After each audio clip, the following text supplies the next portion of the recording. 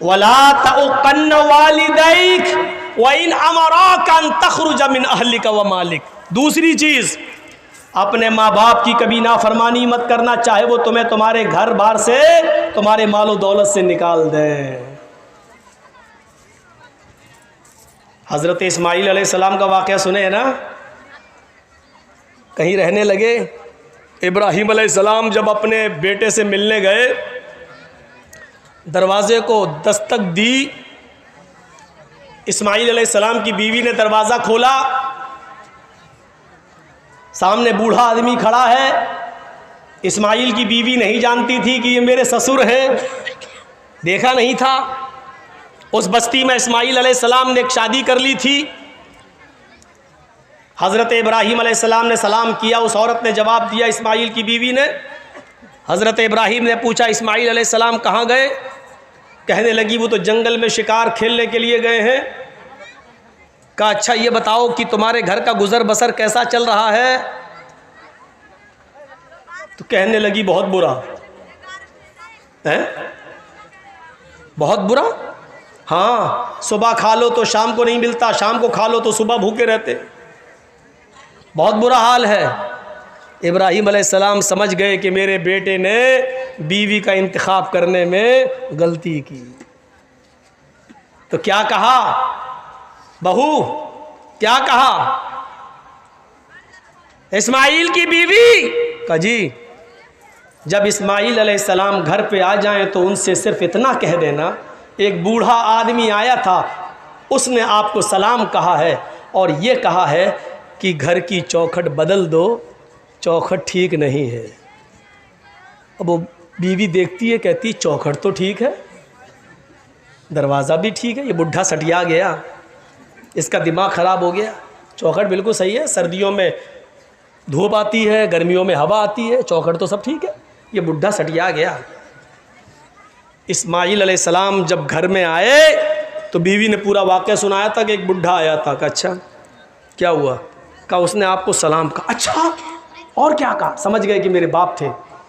कहा, और क्या कहा? उन्होंने मुझसे पूछा कि घर की का हाल कैसा चल रहा है? तो मैंने कहा, बहुत बुरा, सुबह खा लो तो शाम को नहीं मिलता, शाम को खा लो तो सुबह नहीं मिलता। तो उन्होंने कहा कि अच्छा ठीक है, तुम्हारे शौहर आ जाएं तो उनसे कह देना कि बुढ़े ने सलाम कहा है और ये कहा कि घर की चौखट ठीक नहीं है, चौखट बदल लो। कहा, क्या कहा? कहा, घर की चौखट बदल दो। सटिया गया था बुढ़ा। इस्माईल ने कहा, बुढ़ा नहीं सटियाया, तुम सटिया गई हो। कहा, क्या हुआ? कहा, मेरे बाप ने चौखट बदलने का हुक्म दिया। जानती हो चौखट से क्या मुराद है? मेरी बीवी वो मेरे बाप थे और चौखट तुम हो। तुमने कहा कि बहुत बुरा हाल चल रहा है, यानी तुमने ये नहीं कहा अल्लाह ने मुझे जिस हाल में रखा है हर हाल में अल्लाह का शुक्र। मेरे बाप ने कहा चौखट बदल दो, ये चौखट ठीक नहीं है, यानी मेरे बाप ने तुम्हें तलाक देने का हुक्म दिया है। आए मेरी बीवी, मैं अपने बाप की नाफरमानी नहीं कर सकता हूं और अभी मैं तुम्हें तलाक देता हूं। चौखट बदल दी। आजकल तुम लोग क्या चौखट बदलोगे? तुम्हारे घर में जो नई नवेली बीवी आती है वो खुद ही तुम्हारी चौखट ख़त्म करवा देती है। अम्मा को छोड़, बाप को छोड़, इधर रहे मेरे साथ। सास ससुर से एकदम बदला ले लेती है। मेरा बाप है, तेरा बाप मेरा बाप नहीं है। घर के हालात, चौखट बदलोगे? इतनी हिम्मत नहीं है हमारे अंदर। आज औरतें बेचारी थोड़े सा गुस्सा होगी, मैं थोड़ा नॉर्मल रख के चलूँगा ताकि ये बैलेंस बना के ना। तो एक बार बहुत गलत हो गया था हमारे साथ। 2 दिन का जलसा था। एक दिन मैंने मर्दों के हुकूक बता दिए, दूसरे दिन औरतों के। जिस दिन मर्दों के हुकूक बताया औरतों ने गाली दी, जिस दिन औरतों के हुकूक बताए मर्दों ने गाली दी। उस दिन से मैं दोनों के बराबर बराबर लेके चलने लगा।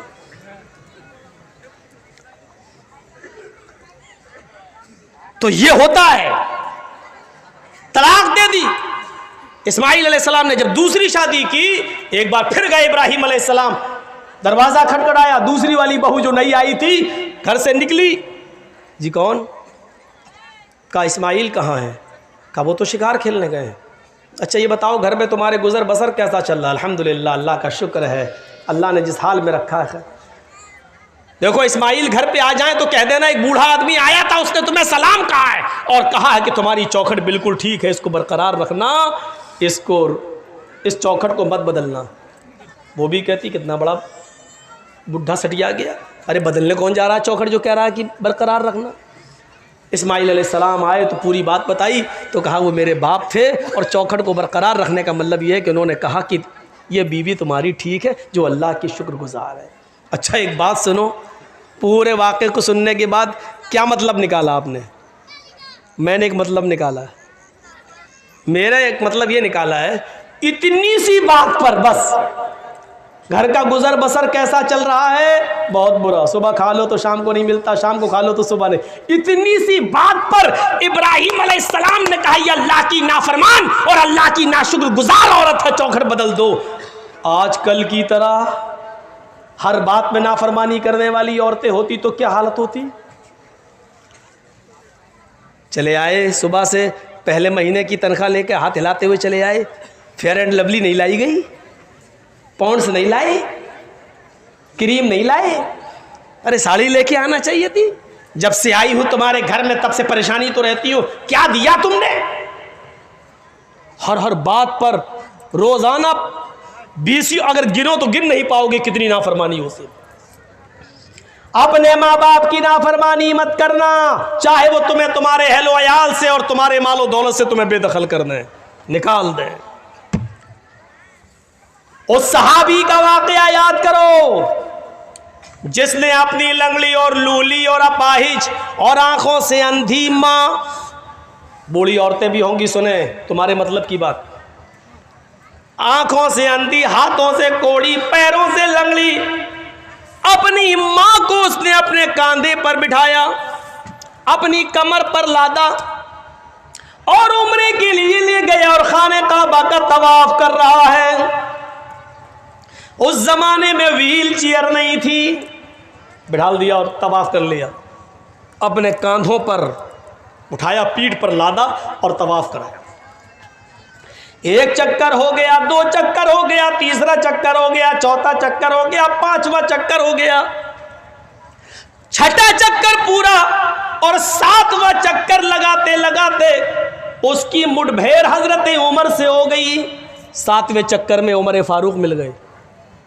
उसने कहा अमीरुल मोमिनीन ये मेरी माँ है, मैंने अपनी बूढ़ी माँ को अपने कांधे पर बिठा रखा है, अपने पीठ पर लादा है और मैं काबे का तवाफ कर रहा हूं। 7वां चक्कर है, इसके बाद मैं सफा और मरवा का चक्कर भी लगाऊंगा, सई भी करूंगा। अमीरुल मोमिनीन मेरी माँ लैट्रीन करती है, उसकी गंदगी को मैं साफ करता हूं। मेरी माँ हाथों से कोड़ी है, मैं अपने हाथ से खाना बनाकर अपनी माँ को खिलाता हूँ। उसके मुंह में दांत नहीं है, मैं अपने मुंह में रोटी को चबाता हूँ, नरम करके मैं अपनी माँ के मुंह में डाल देता हूँ। मैं अपनी माँ के कपड़े धुलता हूँ, अपने माँ का पेशाब व पैखाना साफ करता हूँ। अमीरुल मोमिनीन क्या अभी भी मैंने अपनी माँ का हक अदा नहीं किया? क्या भी मुझसे बास पुरुष होगी? क्या अभी भी मैंने अपनी माँ का कदा नहीं किया? हजरत उमर फरमाते हैं आए मेरे दोस्त मैं कैसे बताऊं? उसने कहा अमीरुल मोमिनीन सच बताइए, क्या अभी भी मैंने अपनी माँ का हक अदा नहीं किया? हजरत उमर कहते हैं नहीं। इस वाक़े से अंदाज़ा लगा सकती है आज की नौजवान नस्ल अपनी माँ की वो कितनी खिदमत कर रही है, और तुम अपनी माँ को उस वक्त छोड़ देते हो अपनी बीवी के कहने पर जब उस वक्त उसको तुम्हारी सबसे ज़्यादा सख्त ज़रूरत होती है। तसव्वुर करें आप। एक सहाबी अल्लाह के नबी के पास आते हैं, कहते हैं अल्लाह के नबी हिजरत के लिए लोग जा रहे हैं और जिहाद के लिए भी लोग निकलना चाहते हैं, मैं भी जिहाद के लिए निकलना चाहता हूँ। अय अल्लाह के नबी क्या मुझे जिहाद के लिए जाने की इजाज़त है? अल्लाह के रसूल पूछते अहय्युन वालिदात क्या तुम्हारी माँ और बाप जिंदा हैं या इन दोनों में से कोई एक जिंदा है? उसने कहा हाँ। आपने फरमाया तब तुम जिहाद के लिए नहीं जा सकते। जिहाद सबसे बड़ा इस्लामी रुकन, जिहाद इस्लाम का एक शिआर, जिहाद इस्लाम का एक अहम फरीजा, जिहाद इस्लाम का एक बड़ा रुकन मेरे भाइयों। लेकिन इतना बड़ा रुकन कि अल्लाह के नबी ने फरमाया कि जो मैदान जंग में कत्ल कर दिया जाए, काफिर के हाथ मारा जाए, उसके खून का पहला कतरा गिरते ही अल्लाह उसके सारे गुनाह माफ कर देता है। और शहीद को जब कयामत के दिन मैदान महशर में उठाया जाएगा, उसके जिस्म से खून टपक रहा होगा। अल्लाह देखकर कहेगा आए फरिश्तों, मैं अपने बंदे का क्या हिसाब व किताब लूं? ये तो मेरी राह में अपनी जिंदगी लुटाकर चला आया, जाओ मैंने इसको बगैर हिसाब व किताब की जन्नत में दाखिल कर दिया। ये इतना बड़ा मकाम रखने वाला ये जिहाद का हक। लेकिन अल्लाह के नबी पूछ रहे हैं कि तुम्हारे माँ बाप जिंदा हैं? उसने कहा हाँ। आपने फरमाया तब नहीं जा सकते, पहले अपने माँ और बाप की खिदमत करो या उनसे इजाजत लो, फिर तुम जा सकते हो। गौर करिए माँ बाप का मकाम और मर्तबा। एक दौर था बरामका के उलुल अज़्म नौजवान पूरे बगदाद पर छाए हुए थे। जरा इस वाक़े को सुनिए, आपके रोंगटे खड़े हो जाएंगे। बरामका के उलुल अज़्म पूरे बगदाद पर मुसल्लत थे। उनकी कुव्वत और ताकत ने लोहा मनवा लिया था। उनकी हुकूमत के चर्चे चार दांग आलम में फैले हुए थे। लोग उनकी ताकत के चर्चे करते थे। अचानक बरामका के इन उलुल अज़्म लोगों के ऊपर खलीफा हारून रशीद का इताब नाजिल होता है।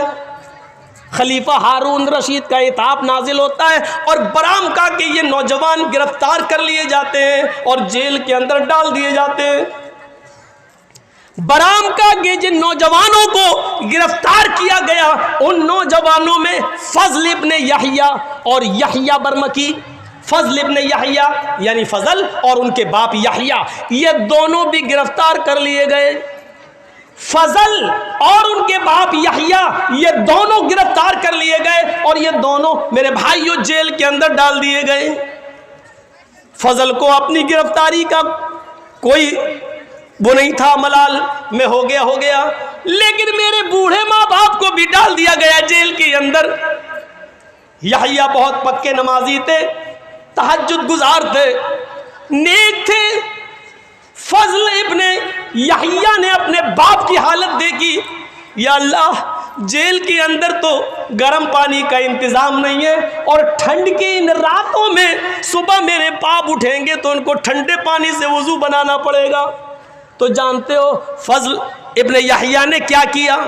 रात में एक तांबे की लोटी के अंदर, उस जमाने में तांबे का लोटा दे दिया गया सबको, एक तांबे का लोटा लिया और तांबे के लोटे में अपने पीने के लिए पानी भर लेते थे कि जब पीऊं प्यास लगेगी तो पीऊंगा। लेकिन फजल का हाल ये था कि वो रात में पानी पीते नहीं थे, बल्कि रात भर उस पानी को कंबल उठाकर, गरम चादर उठाकर उस तांबे के लोटे को अपने पेट से चिपका लेते थे कि मेरे पेट की गर्मी से सुबह फजर की नमाज के वक्त तक इस पानी में थोड़ी सी गर्मी आ जाएगी, कुछ तो गर्म हो जाएगा। और इस गर्म पानी को वो फजर की नमाज के वक्त अपने बाप को दे दिया करते थे, अय अब्बू जान इससे वजू बनाइए। मेरे प्यारे साथियों गौर करो, अल्लामा याफ़ई ने इस वाक़े को अपनी किताब मिरातुल जिनान के अंदर नकल किया है। आप अंदाजा लगा सकते हैं ऐसे ऐसे नौजवान गुजरे जो अपने बाप के ठंडे पानी से वजू करने को भी ये समझते थे कि मेरे बाप को बुखार ना आ जाए, बीमार ना हो जाए, जुकाम ना हो जाए, तो वो रात भर उस तांबे के लोटे को अपने पेट से चिपकाए रहते थे ताकि कुछ तो गर्मी आ जाएगी और मेरे बाप को कुछ तो गर्म पानी मिलेगा। मेरे भाइयों, ये थी माँ बाप की खिदमत करने का एक तरीका। आज हम जरा अंदाजा लगाएं और सोचें कि हम अपने वालिदैन के साथ ये सलूक करते हैं। कुरान ने माँ बाप के बारे में ये हुक्म नाफिज कर दिया, वो क़दा रब्बुका अल्ला ताबुदू इल्ला इय्याह व बिल वालिदैनि इहसाना। तुम्हारे रब ने ये फैसला कर दिया है, ये हुक्म दे दिया है, इबादत तो अल्लाह के अलावा किसी की नहीं होगी। व बिल वालिदैनि इहसाना, और अपने माँ बाप के साथ एहसान करो, अपने माँ बाप के साथ अच्छा सलूक करो। व बिल वालिदैनि इहसाना, एहसान के अंदर हर नेकी शामिल है। अपने माँ बाप के साथ एहसान करो। एहसान किसको कहते हैं? हर नेकी। बाप कमज़ोर हैं, कुर्सी पर बैठे रहते हैं, बेटा मुझे थोड़ा सा बाहर बिठा दे, मैं थोड़ा सा सड़क पर बैठना चाहता हूँ धूप में। एहसान में ये नेकी शामिल है कि बेटा आए, अपने बाप को सहारा दे और बाहर कुर्सी लगा दे और अपने बाप को कुर्सी पर बिठाकर धूप में बिठा दे। बाप के हाथ पैर नहीं चल रहे तो बाप को नहला दे, उनके जिस्म पर साबुन लगा दे। बाप की तबीयत बहुत ज्यादा खराब है, उनके पास इतनी दौलत नहीं कि वो अपना इलाज करा सकें, लेकिन बेटे के पास दौलत है। बेटे एहसान में ये नेकी भी शामिल है कि बेटा अपने पास से अपने बाप का मुकम्मल इलाज करा दे। एहसान में हर नेकी शामिल है। वबिल वालिदैन एहसाना, इबादत तो अल्लाह की होगी और अपने माँ बाप के साथ एहसान करो। इम्मा यबलुगन्ना इंदकल किबरा अहदुहुमा औ किलाहुमा, उन दोनों में से कोई एक या वो दोनों तुम्हारी जिंदगी में बुढ़ापे को पहुंच जाएं। माँ बाप में से कोई एक या दोनों तुम्हारी जिंदगी में बुढ़ापे को पहुंच जाएं। फला तकुल लहुमा उफ, तो तुम उनसे उफ भी मत करना। उफ, उफ समझते हो? उफ का सही तर्जमा अगर किया जाए उर्दू में तो इसका सही होगा ये, उनसे उफ भी मत करना। उफ का मतलब, जर्जीस के बाप बिस्तर पर लेटे हैं, जर्जीस साहब ने दवा ववा खिला दी, उनको पिला दिया और अपने बाप ही के पास बैठे कंप्यूटर पर चला रहे हैं। इतने में आवाज़ दी, बेटे जर्जीस एक गिलास पानी ले आओ, और मैं बहुत ज़रूरी काम कर रहा हूँ अपने बिजनेस का। अब उन्होंने कहा बेटा पानी चाहिए एक गिलास, और मेरी ज़बान से निकला उठे और पानी लाके दे दिया, पिला दिया। पानी तो पिला दिया, मना नहीं किया, दे दिया, पिला दिया, और आकर फिर अपने काम में लग गए। लेकिन उससे पहले जो तुम्हारे मुंह से निकला यानी मतलब ये था कि अभी पानी मांगना था इनको, कितना इमरजेंसी काम कर रहा था मैं, लाखों का हिसाब किताब, कहीं एक भी कलम इधर उधर हो गई, ऐसे कह दिया। ये भी हराम है, पानी आप पिला रहे हैं उनको, लेकिन आपके मुंह से जो निकल गया है, अल्लाह ताला ने इससे भी मना किया। फला तकुल लहुमा उफ़्फ़िन वला तनहरहुमा, ये भी नहीं निकलना चाहिए तुम्हारे मुंह से। वला तनहरहुमा, और उनको कभी झड़कना नहीं, कभी झड़कना नहीं, डांटना नहीं, बल्कि जब भी उनके सामने बात करना तो अपने बाजू नीचे करके और सर झुकाकर बात करना। वकुल लहुमा कौलन करीमा, अच्छी बात करना। ये है माँ बाप का। दो चीज़ें हो गई, एक एक चीज़ पर हम थोड़ा कम ही चल रहे हैं, बस इशारा कर रहे हैं। ला तुशरिक बिल्लाहि शैअन इन कुतिलता औ हुर्रिकता वला तउक्कन वालिदैक व इन अमराका अन तखरुज मिन अहलिका व मालिक। तीसरी चीज़ पे आइए, और तीसरी चीज़ आप सबसे गुजारिश कर रहा हूँ, तीसरी चीज़ के बाद चौथी चीज़ ज़रूर सुन लेना। उसके बाद आपको मेरी तरफ से कोई रुकावट नहीं होगी, आप बीच में भी जाना चाहें तो चले जाना, लेकिन ये दो चीज़ें और जो हैं वो ज़रूर सुन लेना। ला ततरुकन्न सलातन मक्तूबतन मुतअम्मिदन, कभी फ़र्ज़ नमाज कसदन और जानबूझकर मत छोड़ना। फ़इन्ना मन तरका सलातन मक्तूबतन मुतअम्मिदन फ़क़द बरियत मिन्हु ज़िम्मतुल्लाह, जो फ़र्ज़ नमाज जानबूझकर छोड़ देता है उसके ऊपर से अल्लाह की ज़िम्मेदारी ख़त्म हो जाती है, अल्लाह बरी, अल्लाह की कोई ज़िम्मेदारी नहीं रहती। फ़र्ज़ नमाज, इसका मतलब ये है कि सुन्नतें कभी कभी छूट जाएं तो कोई मुज़ायक़ा नहीं, लेकिन फ़र्ज़ नमाज